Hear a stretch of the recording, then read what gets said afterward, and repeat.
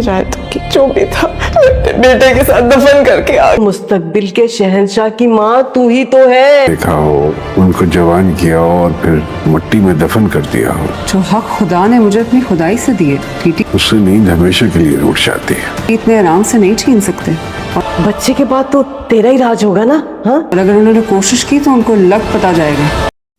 जवान इकलौते बेटे मूसा की खुदकुशी ने टीटी और मिसेस रेहाम की ज़िंदगी पर बहुत ही बुरा असर डाला है। दोनों एकदम से टूट गए हैं इस बुढ़ापे में, जबकि मूसा उनके बुढ़ापे का सहारा था। मूसा का ये कदम सरासर टीटी को यही लग रहा है कि सारी सिचुएशन उसी की पैदा की हुई थी। अगर वो मासूमा के पीछे ना जाता और मासूमा के लिए इतना पागल ना होता तो शायद आज उसका बेटा उसकी ज़िंदगी में होता और वो अपनी ज़िंदगी अपने हाथों से ख़त्म ना करता।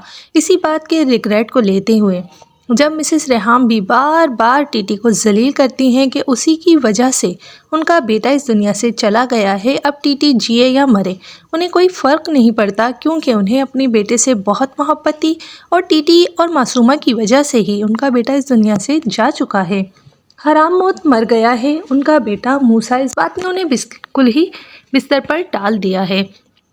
इधर मासूमा को मिलने वाली खुशी से मासूमा काफ़ी ज़्यादा पुरुम्मीद हो चुकी है कि अब टीटी उसे नहीं छोड़ेगा, लेकिन टीटी अपने गिल्ट में उसे छोड़ने पर राज़ी हो चुका है, क्योंकि टीटी को यही लग रहा है कि शायद इस तरीके से मूसा उसे अब माफ़ कर देगा।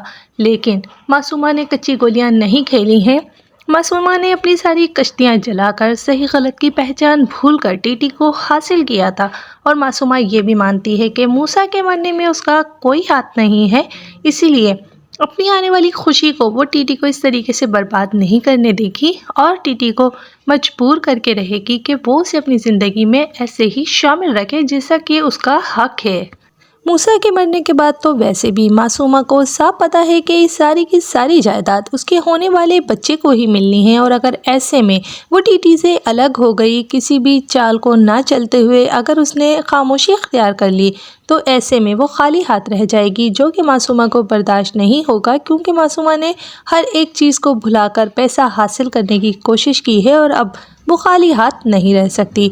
देखना ये है कि अब मासूमा ऐसा क्या करती है कि टीटी और रेहाम दोनों ही उसे एक्सेप्ट कर ले और उसके होने वाले बच्चे के हाथ ये सारी की सारी जायदाद आ जाए।